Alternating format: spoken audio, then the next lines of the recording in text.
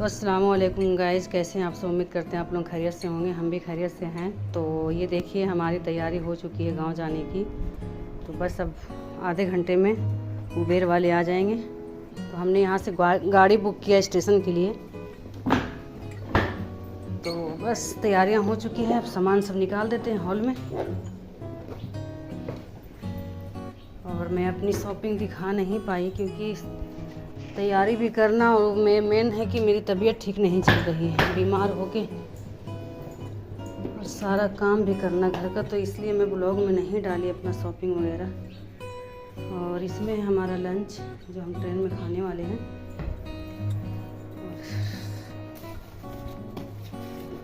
इसे पहुंचा देते हैं। मन तो नहीं कर रहा बेटे को छोड़ के जाने का।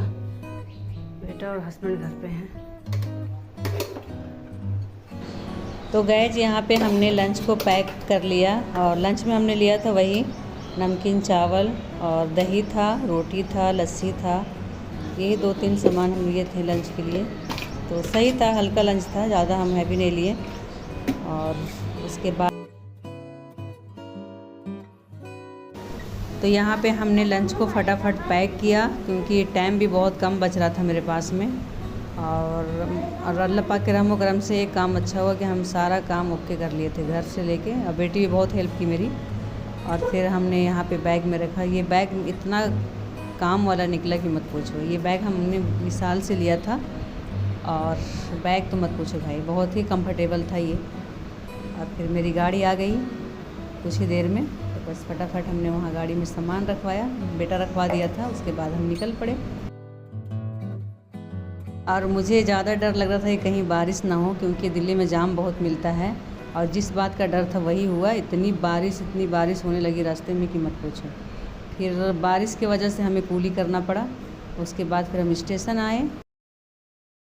तो गाइज हम रेलवे स्टेशन पहुंच चुके हैं और यहाँ हो गई है शुरू बारिश।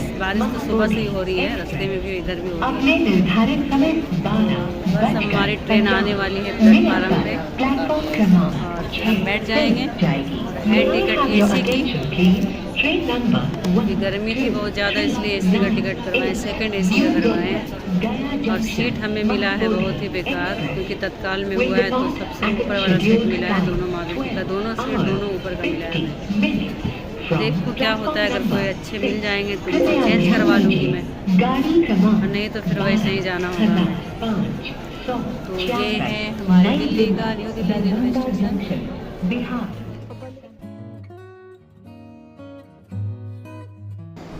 तो ये देखिए गाइस, हम यहाँ पे अपने ट्रेन में बैठ चुके हैं अपने सीट पे। और सीट पे बैठते ही बस ऐसा मन हो रहा था कि मैं कितना रोऊं। मम्मी की याद आ रही थी मुझे। मेरी मम्मी है नहीं इस दुनिया में। और हम जा रहे थे अपने गांव। फिर थोड़ी देर में बेटी बोली मम्मी भूख लग गया, लंच का टाइम हो रहा था। तो फिर हमने यहाँ पे लंच निकाला और लंच किया। और बाहर का मौसम बहुत सुहाना था। तो गाइस अभी बज रहे हैं शाम के 6:30 और हमारी चाय आ चुकी है। और बहुत इंतज़ार के बाद ये चाय आई है।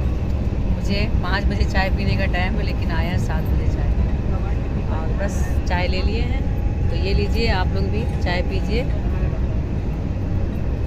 बहुत देखते हैं टेस्ट करके कैसा है चाय।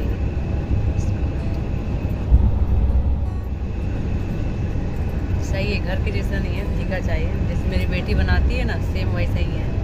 अब मैं पीती हूँ थोड़ा मीठा चाय मेरी बेटी वाला चाय है।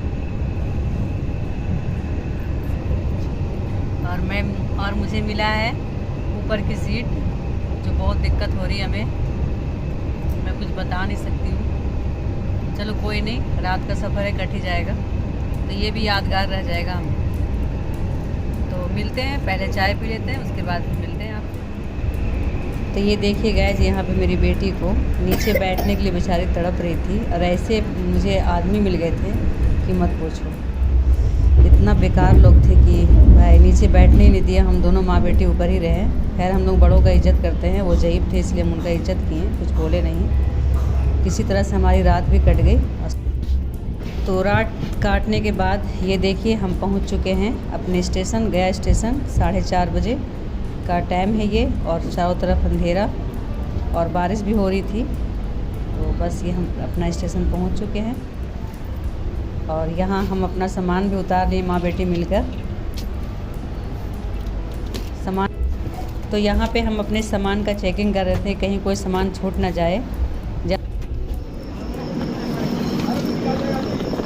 तो यहाँ ट्रेन से उतरने के बाद हमने कुली से जब बात किया तो उन्होंने डिमांड किया 500 का, और रास्ता भी उल्टा बता रहा था वो कि यहाँ नहीं वहाँ से बस मिलेंगे। और हम पहली बार अकेला पहुँचे थे स्टेशन, तो बस अपने से माँ बेटी सामान उठाए और 1 नंबर प्लेटफार्म पे आए, क्योंकि हमारी ट्रेन रुकी थी 6 नंबर प्लेटफार्म पे। फिर वहाँ से हमने सवारी वाली जो ऑटो होती है, क्योंकि हम ऐसे बुक कर लेते लेकिन अकेला थे तो डर लग रहा था कहीं हमें लेकर चला ना जाए। सवारी वाले ऑटो में बैठे नदी पार के लिए। तो ये हमारा है गया का ब्रिज, और बस हम लोग बस स्टैंड के निकल पड़े कि हमें पकड़ना था बस।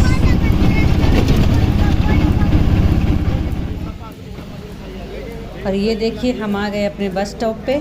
तो यहाँ से हमने बस लिया था अपने ससुराल के लिए, क्योंकि हमें ससुराल जाना था, तो बस भी मिल गया था माशाल्लाह।